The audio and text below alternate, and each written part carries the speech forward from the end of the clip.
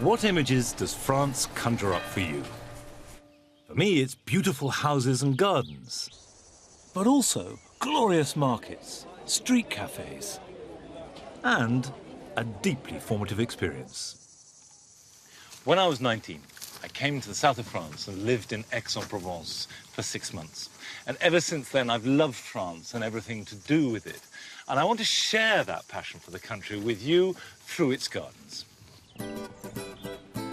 I'll discover what their gardens reveal about French history, their love of food, the soil, and the arts, and why they value order and structure so highly.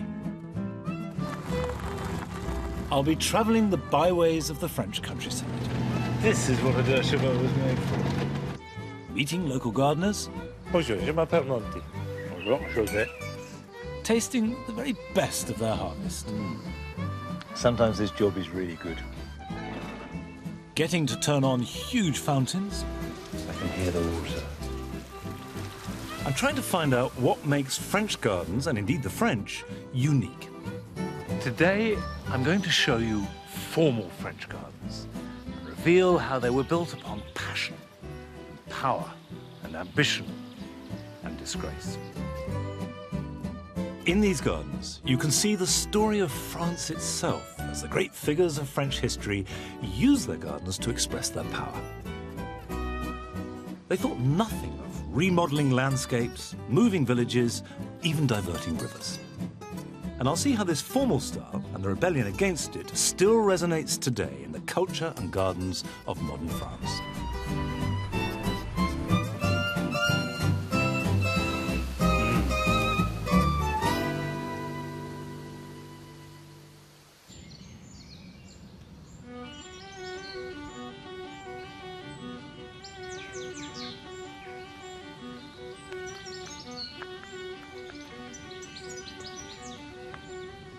This story begins here, by the banks of the river Cher in the Loire Valley, and at one of France's most famous chateaux. The year is 1555, and the place is Chenonceau in all its Renaissance glory. France is under the rule of Henri II.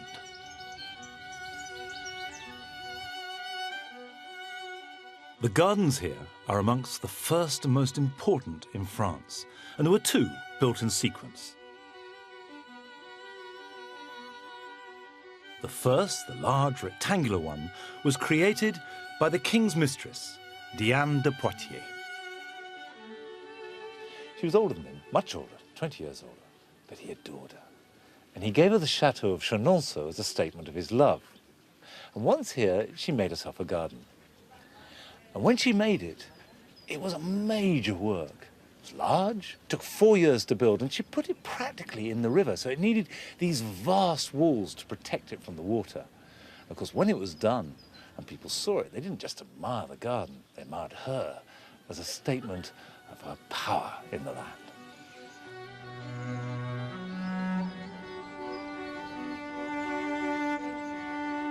The garden was a lavish status symbol. Henri had to raise a special tax to pay for its construction, and it was built to be both decorative and productive. We know, for example, there was the delivery of 300 apple trees, and fruit would have been a key part of it, and of course the walls would have had fruit growing all the way around. And there were lots of flowers. There were irises and lilies and roses, so it would have been a very productive place, vegetables in there too, but it would have been lovely, it would have smelled lovely.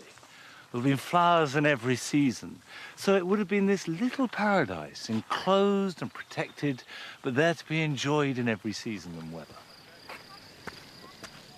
I do think that this great terrace that goes right round the garden tells us so much about how the garden was used and viewed, because it wasn't for access.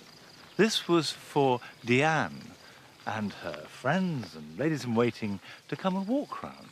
And you could see them with their wonderful dresses, slowly promenaded round, the chateau in the background, and significantly the garden below them.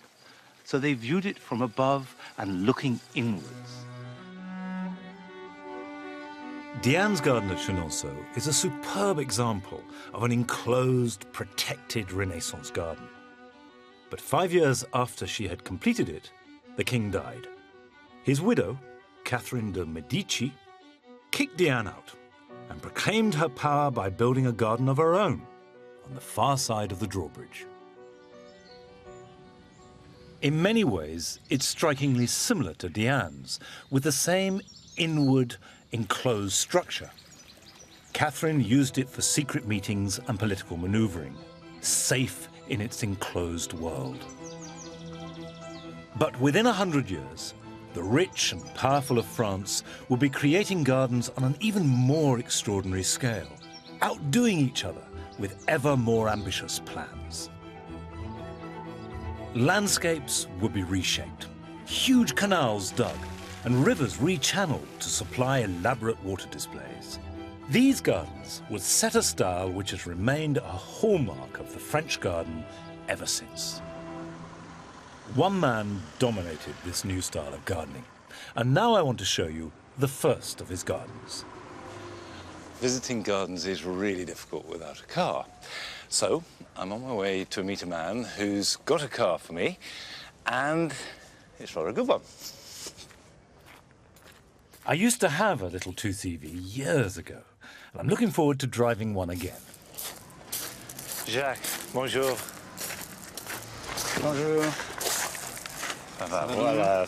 Oui, ça va très bien. C'est belle. Oui. That's lovely. Il marche bien? Très très bien, une merveille. Oh! Bon. Le moteur, c'est une horloge. OK. Être prudent avec la boîte de vitesse, mais le moteur Non, fonctionne très bien. So, that lovely feeling. So let's put the key in the right way. It always helps. La première fois. Ah oui, mais elle est comme neuve. Là, on est en première. Bon. Là, on est en deuxième. Ça y est. Voilà. C'est tout ça. Merveilleux. Merci beaucoup. Bonne route. Merci.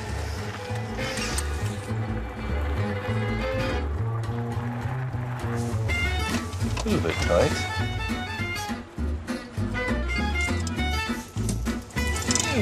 Oops. We're off.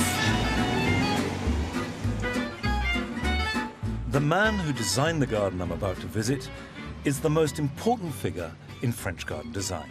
His name was André Lenotre. He was born 400 years ago and followed his father as royal gardener at the Tuileries in Paris. The first garden he was commissioned to make was at Vaux-le-Vicomte, 35 miles southeast of Paris. André Lenotre spent 20 years as a royal gardener. He also painted and mixed with a group of sophisticated and creative people. So by the time he was called to Vaux-le-Vicomte, he was ready. France in the mid-17th century was riven with rebellion and intrigue. The king, Louis XIV, had been on the throne since he was a boy, but had only just taken control of his kingdom. Lenotre and this brand new garden would be at the very center of a royal power struggle.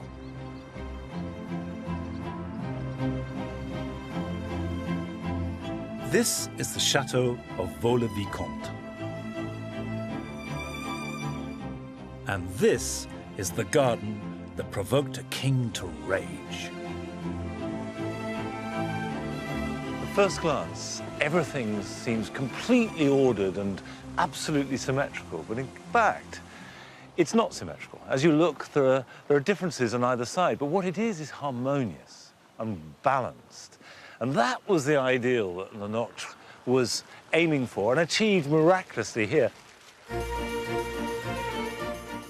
Vaux-le-Vicomte belonged to and was commissioned by Nicolas Fouquet. He'd risen fast to become France's finance minister and had made himself colossally wealthy in the process. And he wanted to show the world that he had arrived. He asked Lenotre to do something more impressive and radical than had ever been done before. result was a garden with a single great axis, which ran unbroken from the chateau's entrance to the far horizon. Le Notre's big idea was to cut through the landscape on a scale that no one else had ever imagined before.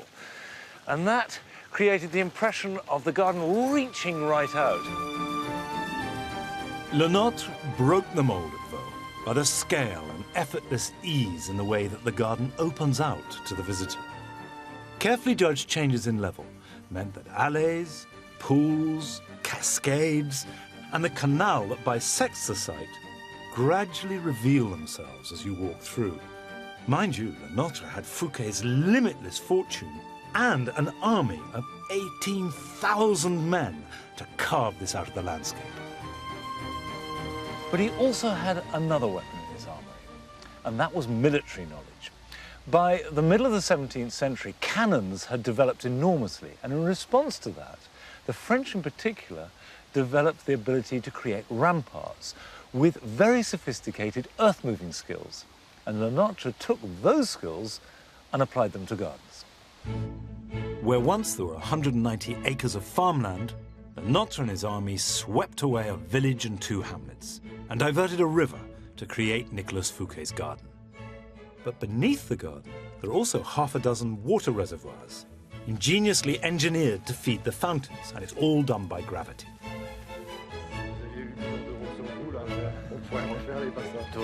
Donc je vais vous ouvrir la trappe pour que vous puissiez descendre. Je vous montre. The head gardener, Patrick Bourgeot, is showing me how it works. Do you have to turn it on? Do you want a hand?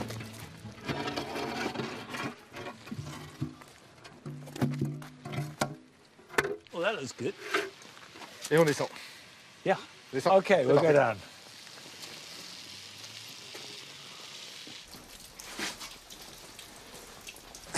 Allez-y, descendez, faites attention au dos. Okay, here we go.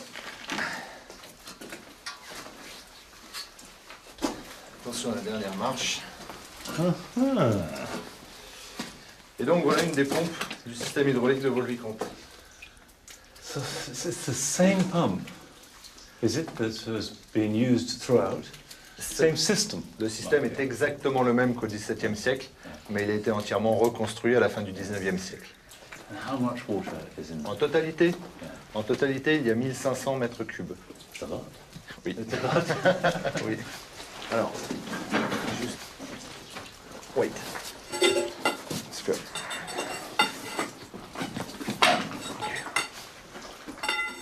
Si vous voulez, on peut la tourner maintenant.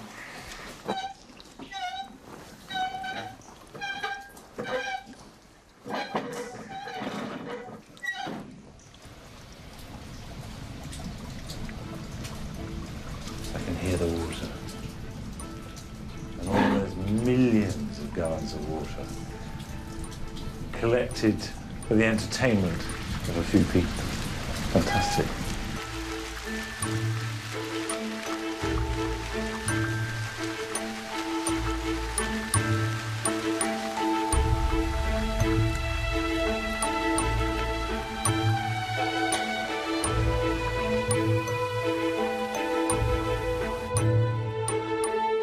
The protected intimacy of the Renaissance garden is thrown open and replaced by vast vistas.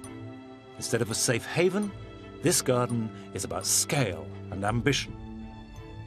Presided over by a giant brooding Hercules, Vaux-le-Vicomte wasn't just a series of outdoor rooms where one might relax, entertain, or even scheme.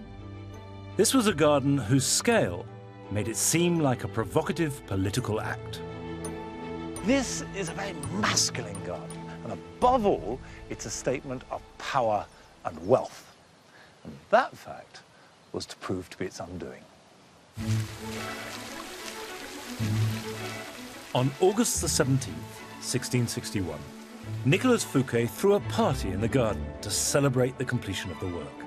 6,000 people were invited, including the 22-year-old King Louis. The guests were bedazzled. There were wonderful fireworks and fountains, and even a specially commissioned play and a ballet. It was a triumph. except for one thing. The king was beside himself with fury at the arrogance of Fouquet, showing that he was richer and potentially more powerful than himself. And just a few weeks later, he had Fouquet arrested and had him sent to prison, where he remained for the rest of his days. Now, Louis didn't stop there. Not only had he got rid of the man, he then proceeded to take everything that everyone had admired so much. He took statues. He even dug up plants. And above all, he took the designers, amongst whom was Le Nôtre. And he said to them, I want this. I want it just as good, if not better. And I want it bigger. And I want it at Versailles.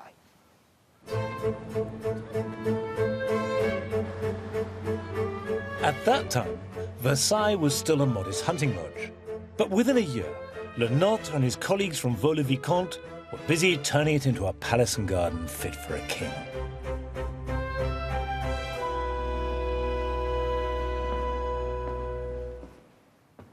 The Hall of Mirrors is the best introduction to the splendor of Versailles. Wow. Light is caught and magnified in over 350 mirrors.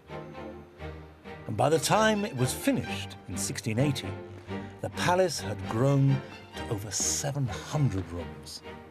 From its windows, you can gaze down at the enormity of the grounds, with nearly 2,000 acres of gardens, stretching out to the far horizon.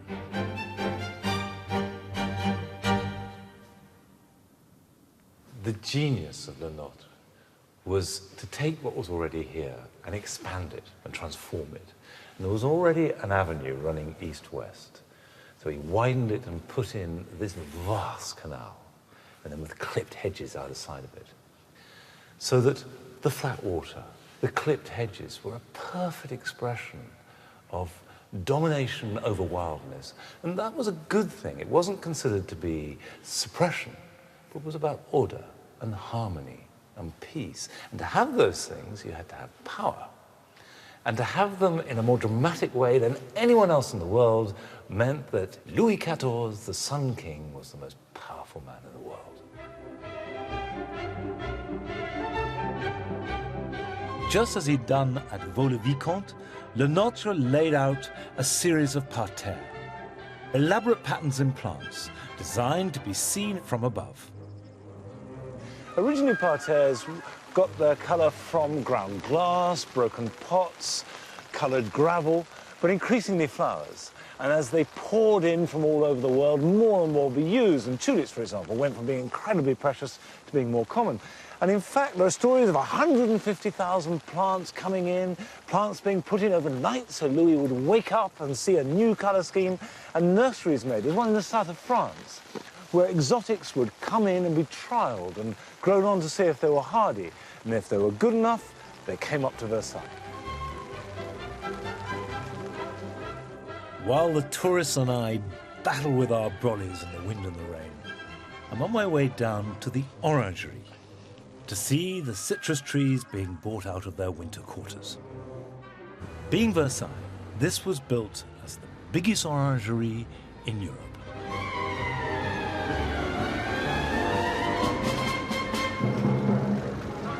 There are over 1,100 trees here. Each one has to be brought out in spring and then put back into the orangerie in autumn to protect it from frost.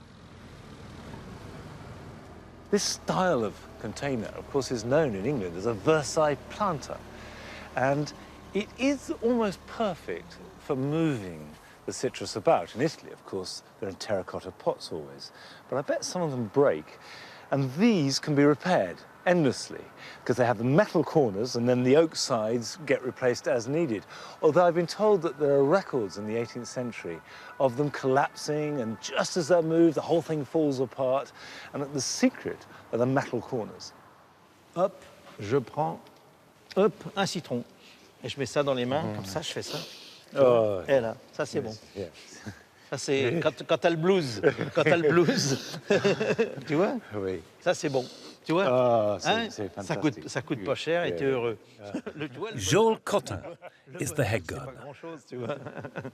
Il y en a qui vont à l'autre bout de la terre. Moi, je vais pas à l'autre bout de la terre. Il y a tout ce qu'il faut ici. We all know about Le Nôtre as a designer and a great historic figure, but as a gardener, what do you think he was like? Alors, le terme designer pour le nôtre ne lui convient pas. Moi, le terme jardinier lui va très bien. Et surtout le terme, c'est un curieux de l'époque. Donc il s'est intéressé à tous les arts de l'époque. Et il a eu la chance de naître au Louvre. Son père était jardinier au Louvre. Donc c'est quelqu'un, un curieux qui s'est intéressé à tous les arts. Et donc, en plus, il a eu dans sa vie la chance de rencontrer un roi, et un roi qui lui a donné les moyens d'exprimer son talent.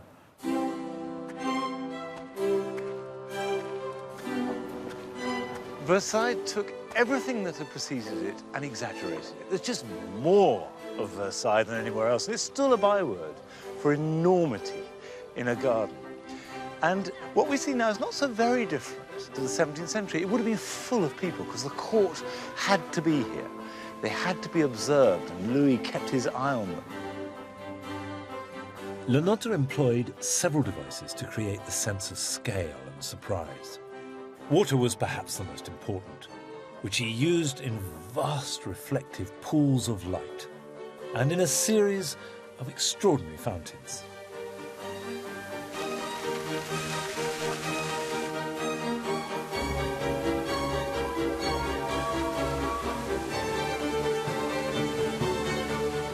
Another was dramatic alley of tightly clipped trees. There are few things in life finer than a good hedge. And the hedges here at Versailles are particularly good. And they're mostly hornbeams, and it lends itself to great big hedges because it will grow very tall, but at the same time can be clipped very narrow. And this one, for example, is pencil thin. So it creates room for another narrower passageway on the other side, which has a lot of dynamism and energy, and I find just completely thrilling. On either side of the central axis, Le Nôtre laid out a series of bosquets, small woods contained by clipped hedges. Voilà, donc je vais vous faire passer par le chemin des jardiniers, qui va vous permettre d'accéder directement au bosquet. Merci, merci beaucoup. Inside each of these bosquets is an entertainment or spectacle designed to be visited in turn as you make a grand tour of the garden.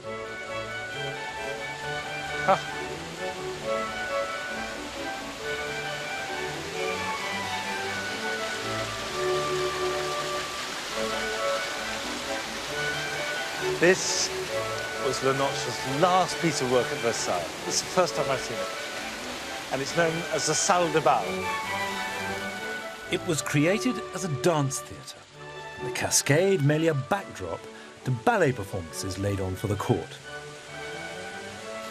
Le Nôtre was in his 70s when he created his final Baroque extravaganza. It is fantastically impressive. Although his work was so dramatic, Le Nôtre himself seems to have been a modest, self-effacing man.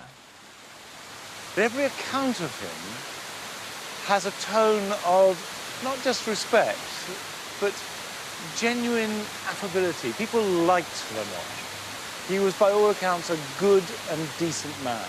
Just interested in his work, he never sought to aggrandize or glorify himself. And tellingly, he remained the king's friend right up to his death. He died in 1700, leaving little in the way of plans. But gardens in his style would soon be made right across Europe, thanks to one book that I've come to see in the library at Versailles. Now, this book is really important because it spread the word of Le Nôtre, and it was called La théorie et la pratique du jardinage. And it includes plans and descriptions on how to make parterres, de bosquets, boulingrin, which of course is a corruption of bowling greens, as well as labyrinths, rooms, galleries, cascades, all the elements of the fashionable garden. And the really important thing is it includes a lot of Le Notre's work and disseminated it. It spread it across Europe. And this French formal garden design was enormously influential. And through this book, someone could buy it and say, oh yeah, I like that. I want that.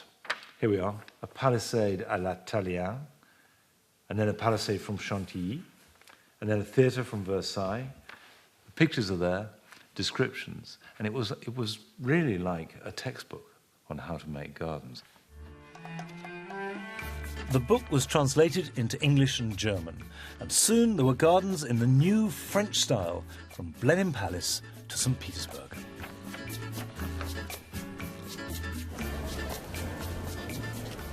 But perhaps the most significant of all Le Notre's achievements are the changes he made to the Tuileries Gardens in the heart of Paris. This has been a public garden for hundreds of years. It's a place for Parisians to meet, promenade, and watch the world go by. It was Le Notre who laid it out in its modern form, with its carefully spaced trees and wide pathways.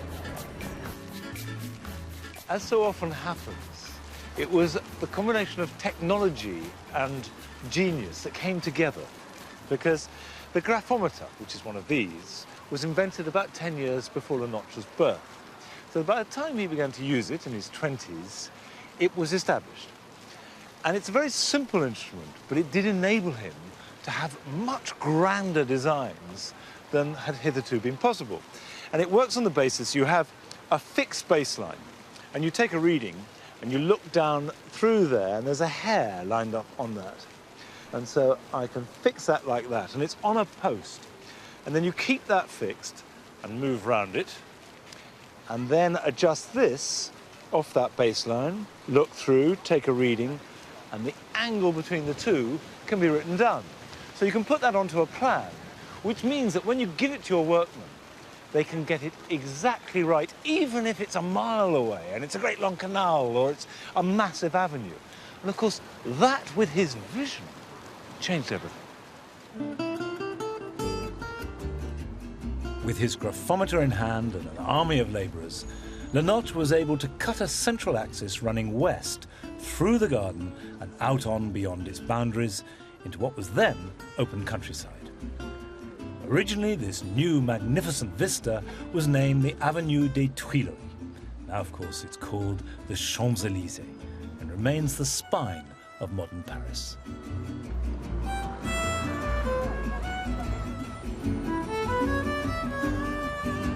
Well, the only reasonable response to that view is utter amazement. It is stunning. I actually last saw it 42 years ago, and I couldn't really remember it. And I certainly didn't know then that this, of course, is the line that Le Notre planted.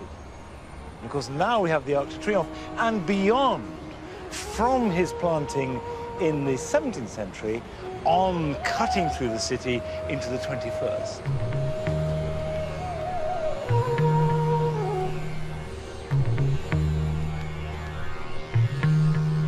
In the 1980s, Mitterrand, the president, had this great arch in La Défense commission. So now Le Notre's line runs through Paris, stretching from the Tuileries to the Arc de Triomphe to that arch, running for over 5 miles.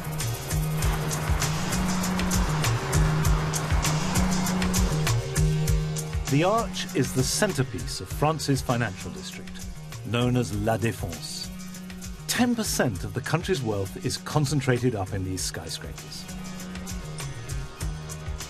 From their vantage point, France's financial moguls can see straight back into the heart of historic Paris. That is an extraordinary view. And I suppose you could see it as a sort of brutal motorway just bulldozing through the center of this lovely city. Or you could see it completely in the spirit of Le Notre, this control of nature that somehow humanizes it at the same time. And in that spirit, down here at La Défense, is a garden.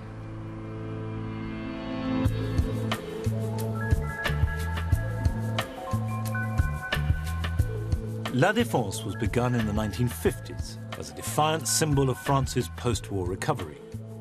And there was only ever one choice of garden style to express the power and wealth the city fathers of Paris hoped would be created here.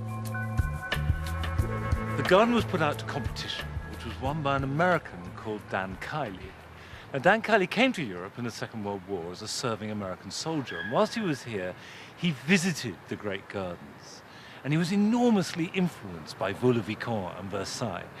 And there's an irony that it took an American to bring back the spirit of Le Nôtre to Paris.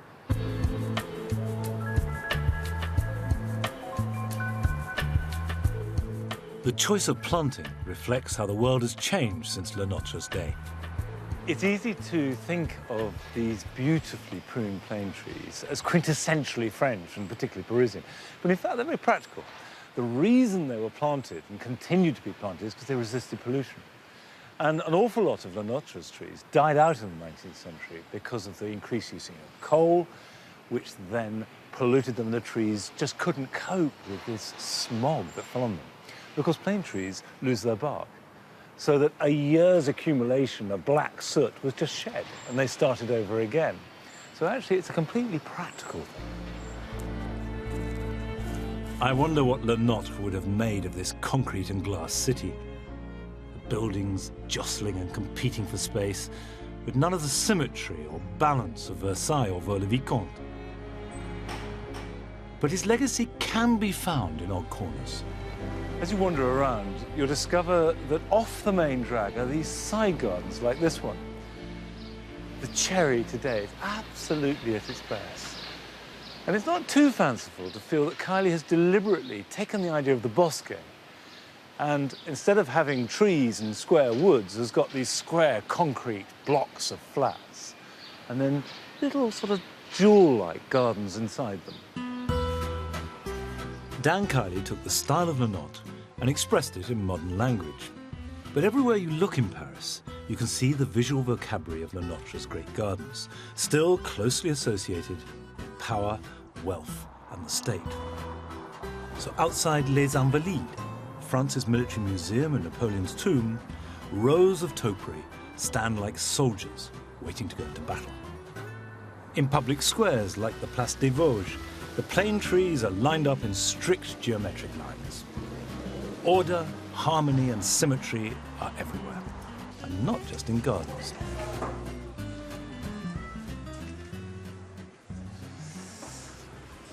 Bonjour.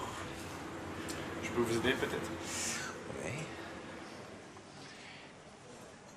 See, what you have here is the extraordinary elegance of French formality.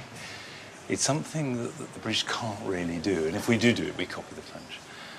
But that symmetry and order, coupled with a refinement, is seen everywhere, and this sort of epitomizes it. Slightly frivolous, but in the best possible way. Choices, choices. Le choix est dur. C'est très, très dur. Un tas de citron, s'il vous plaît. Ce sera tout? Oui, c'est tout pour le moment. Sur place ou à emporter? Sur place, s'il vous plaît. D'accord. Bon, merci.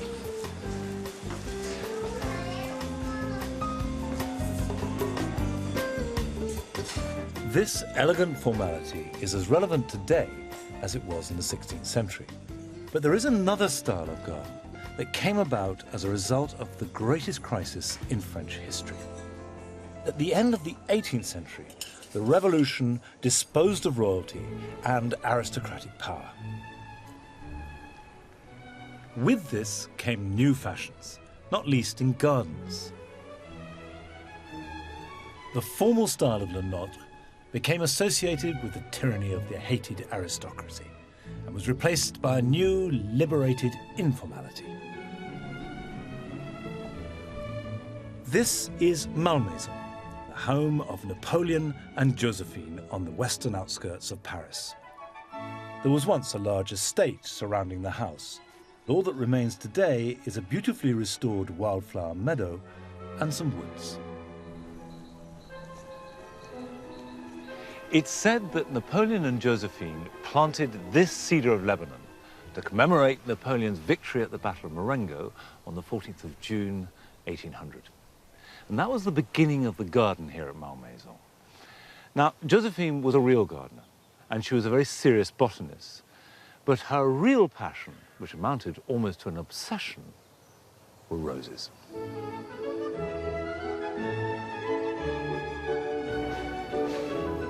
And Josephine's passion for roses was as influential in its own way as the parterres of Le Nôtre. Josephine set out to collect every type of rose growing in the world. Now, that was reckoned to be about 250 at that time. And Napoleon apparently instructed his generals to bring back plants wherever they were fighting in the world. So all the forces of the French Empire went behind this quest. Now, we don't know how successful it was, because when she died in 1814, there was no inventory of roses left behind. But what we do have is a fantastic pictorial record of at least some of her roses, because Josephine did commission a Belgian, Pierre-Joseph Redoute, to make engravings of her roses. And they are amongst the loveliest botanical images ever produced. And I've got one here of a rose grown at Malmaison, here looking at it at Malmaison, and that in itself is a thrilling thing. And it is Rosa indica, Rosier de Bengale, and Sans-Feuille. Now, Sans-Feuille is 100 leaves or centifolia. Now, names have changed since Josephine's time, but this is probably a centifolia rose which would have grown out there in the garden.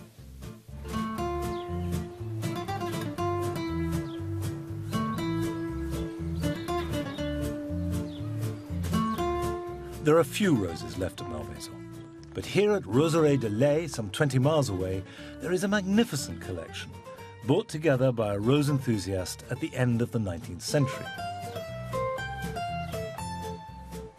Jules Gravreau set out to create a collection to surpass even Josephine's, including the roses illustrated by Redoute.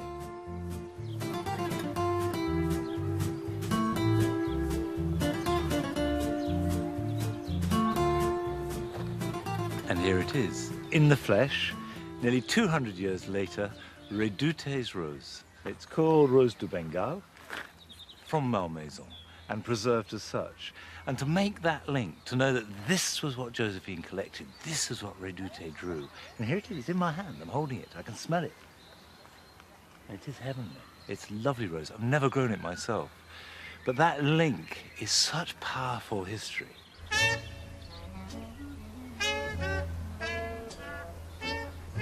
You might think of roses as being part of a typically English garden, but Josephine was the first person in Europe to systematically collect them. And in the 19th century, the French were the world's leading rose breeders, and the names of many of our best-loved roses, such as Cardinal de Richelieu, Madame Alfred Carrière, Souvenir de Malmaison, or Chapeau de Napoleon, are French. I'm on my way to the chateau of Courson, 20 miles south of the Roseraie. It hosts France's biggest flower show, and I want to see if Josephine's floral legacy has the same potency in the 21st century. Among the 250 stalls, a dozen of them are rose growers, like Denis Saint-Roch. Bonjour. J'ai une question curieuse. Bonjour. Quelle place a la rose dans le cours de jardinier français?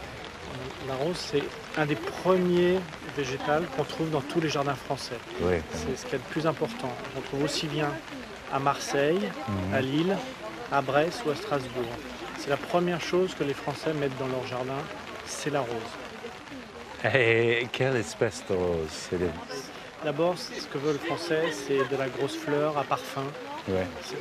Nous, on est créateurs de rosiers. Ouais. Aussi, on sort des nouvelles variétés. Et les gens sont attachés à aux nouvelles variétés, mais sont aussi attachés et apprécient les variétés anciennes. Bon, merci. Merci beaucoup. Au revoir.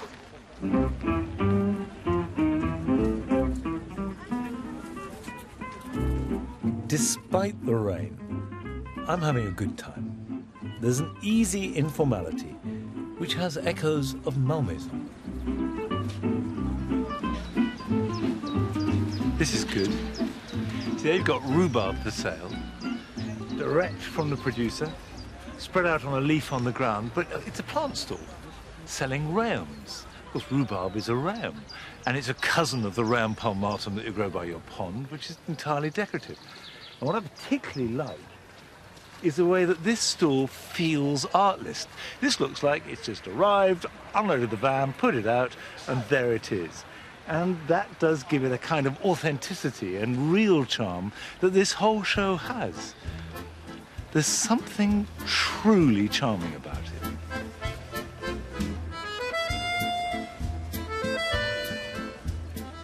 The more informal style of gardening was called by the French le jardin à l'anglaise, and certainly most of these plants here at Courson will be at home in an English country garden. But I wonder if this is also true in Paris.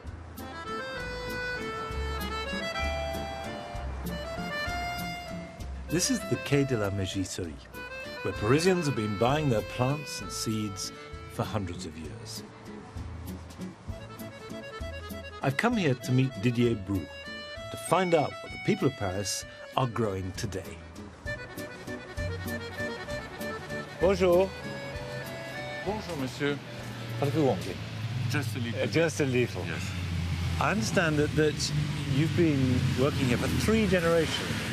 Yes, from here in this shop, from my grandfather. Yeah. We arrived in 1929 from the Massif Central to sell some plants and beans and seeds for people of Paris. And do Parisians like flowers? Do they enjoy flowers and buy a lot? They buy flowers in Paris for French people. They prefer to buy plants like this with flower. And we have 2 sorts of people to buy in our shop. First, it's the gardener for vegetables. So they buy tomatoes, they buy cucurbitacea, salad, all things in plant and seeds. And after you have people who live in apartment in Paris and they want to make a small flower in big box, that's all. And they buy geranium, all. You have lots of colour. They are all in flower, aren't they?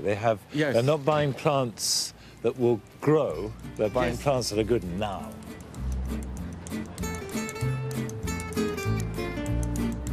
So the modern French gardener does love flowers, but without the bother of growing them. Space in Paris is at a premium. It's got more than twice the population density of London, so gardens are rare. However, I've heard that one of their most upmarket fashion houses has managed to fit one in to an unlikely place. Hermès is a family firm, and the roof garden was created for their private use.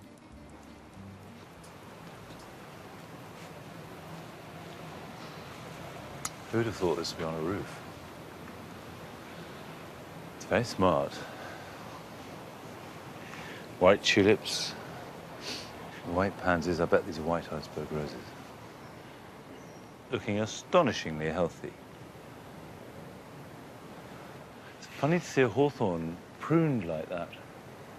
That's really interesting. A hawthorn, which I think of in my garden as just a scrubby part of a hedge, treated as a decorative shrub. Lovingly pruned. It's nice. This garden strikes me as a modern version of Le Jardin à l'Anglaise. It's understated, controlled elegance. Of course, what this is international good taste.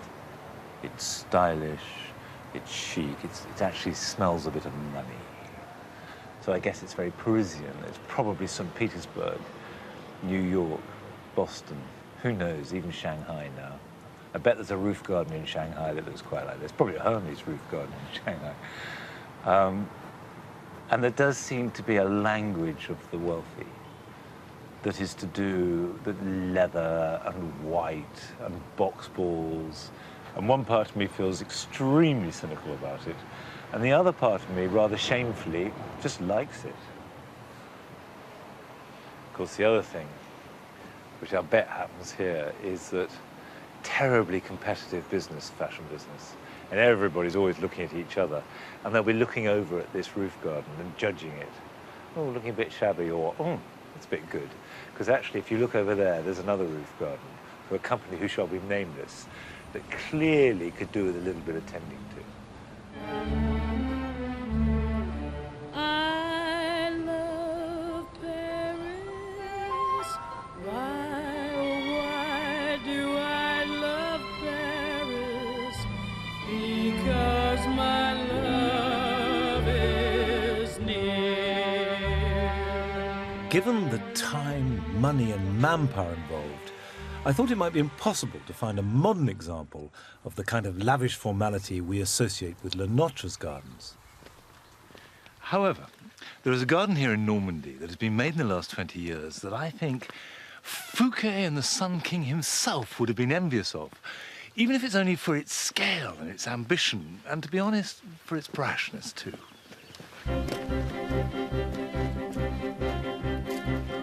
Just 20 years ago, the garden at Champ de Bataille was an empty field. Many million euros later, it's been turned into a garden that Le Notre would be proud of. Parterre, central access, fountains, all the hallmarks of the formal 17th century garden are here. And it is all the creation of Jacques Garcia. Garcia first fell in love with this place as a child, when he would bicycle past it on his way to school. And decades later, when he had made a fortune as an international interior designer, he then got the chance to buy it. The sheer effort, time and cost of creating a garden like this with all modern-day equipment does make the gardens of 300 years ago all the more impressive. Niveau ici. Oui. Vous avez le fait ou... C'est fait. Tout, le terrain, c'était comme ça. En fait, tous les niveaux ont été recréés. On a bougé ici pour créer l'espace, 4 millions de mètres cubes de terre. Et 4 millions de mètres cubes, c'est un mur qui irait du nord de l'Angleterre au sud de l'Angleterre, d'1 mètre par 4 mètres.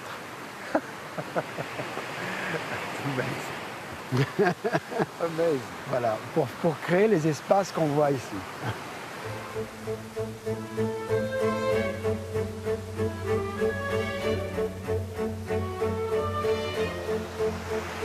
Alors voilà le reflet. Ouais.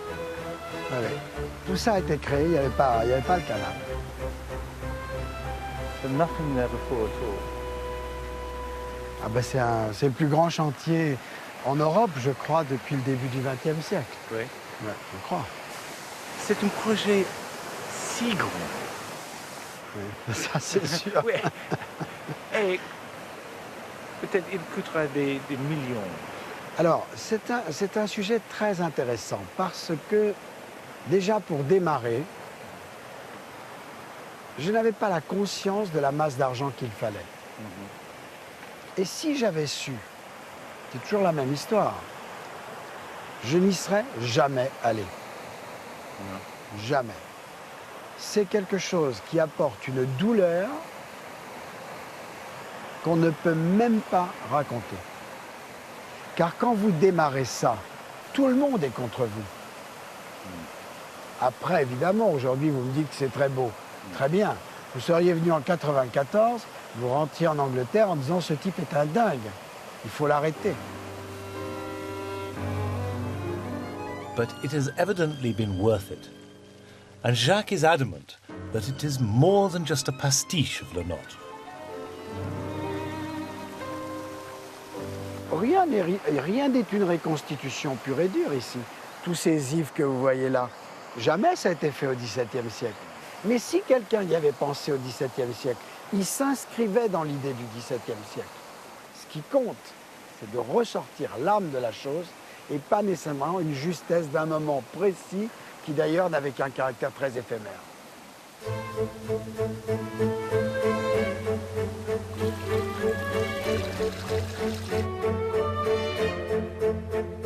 A garden like this is so outside normal domestic experience that it's hard to take in. And, you know, you can see what happened to Nicolas Fouquet when he tried. He came to a bad end. And Louis XIV could rule the world.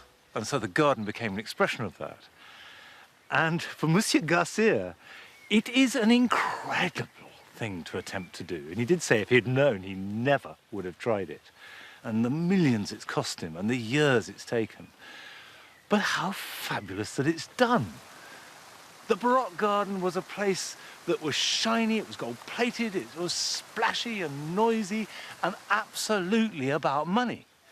So if you come here, which you should do, because it's lovely, what you're getting is what the 17th century garden actually would have been like. When you walk here, you're walking in exactly the same spirit of a garden that Versailles was, or Vaux-le-Vicomte. It's got under the skin of the 17th century in a way that no historical recreation, however accurate, ever could do. Perhaps Garcia's creation confirms that in the end, France's greatest contribution to landscape gardens is in the formality and scale set by Le Nôtre. This style of garden, with its balance, order and love of structure, is still at the heart of French life. In the modernist alleys of La Défense, the rows of plane trees in the public gardens of Paris, and even in the layout of Paris itself. Added to this, Josephine's love of roses and informality can still be found. I've kept my favourite garden, the Chateau of Corrence, to last, because it has the best qualities of both styles. I want to show you now a garden that's about 35 miles south of Paris. And I love it because it seems to me the perfect combination of the rigour and formality of the 17th century formal garden, and also the charm that comes when a garden is allowed to mature and slowly age across the centuries.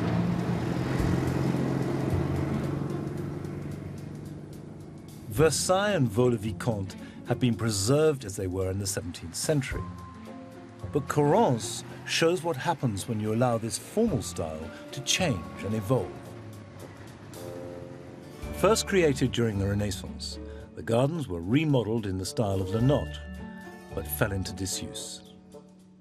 When the de Gannet family bought the abandoned chateau in the 1870s, they restored the gardens and have continued to adapt them since.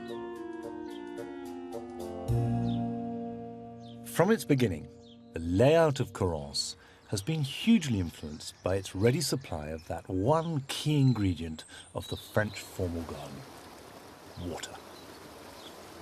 In the 17th century, the single most impressive thing to have in a garden was water.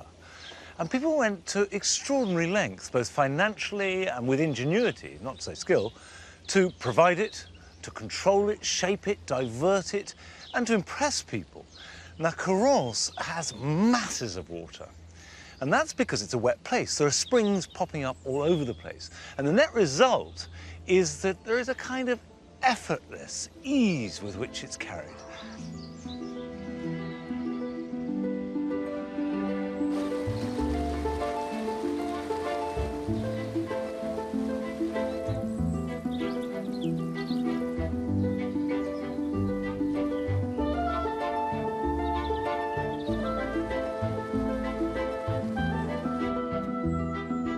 Perhaps the garden's greatest involuntary transformation came in the last war, when the chateau was requisitioned by first the Germans and then the Allies, and much of the garden was buried under concrete.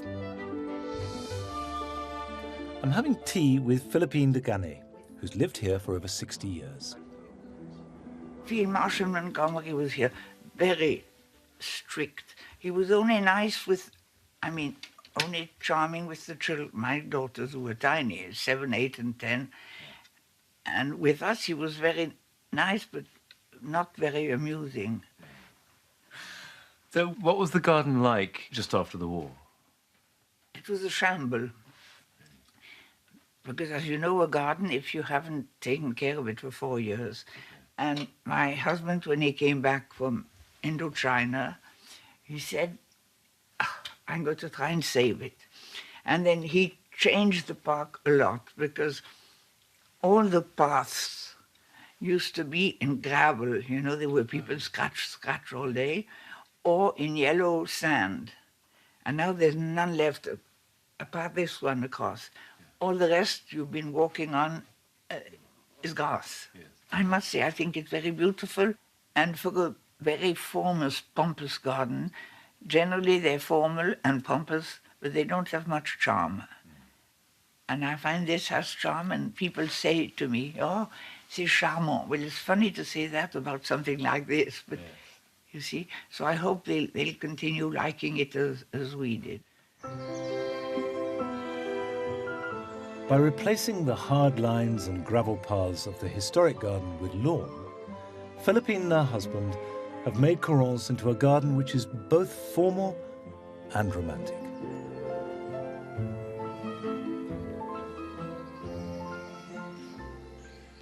It's interesting how, at this time of year in particular, mid-spring, the emerging leaves don't cast shade as such. They just change the texture of the green. So you have all these different green lights, from the very pale to the really quite rich and dark, but not sombre. And that's lovely. And also, because you know that it's temporary, it feels precious. So the whole thing glows.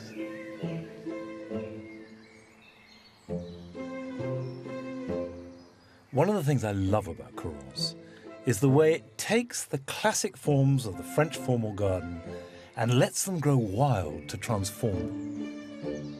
The bosquet at Versailles are tightly enclosed little woods with the trees peeking out of the top of tall hedges. But here, the woods have exploded out. They're mature. They've got hundreds of years' worth of growth, and the hedges are garden-sized. And so the relationship has completely changed between the inside and the outside. And if anything, I think this looks better.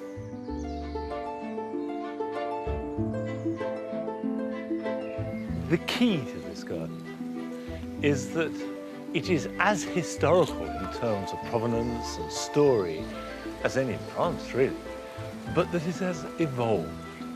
It's evolved in the way that people use it, and also in the way that plants have been allowed to grow. They've changed and adapted. But the spirit of the garden, and that means the framework too, has remained. And it's that balance that has been nurtured and maintained between the past and the living present that makes it so successful. Next time, I get my hands dirty and explore a very different side to French life. On coupe, et on lève. That's it. On rebouche. Asperge blanche. Their passion for food and their fantastic kitchen gardens, from the monastic tradition through the great historical potager to the gardens of Michelin-starred restaurants.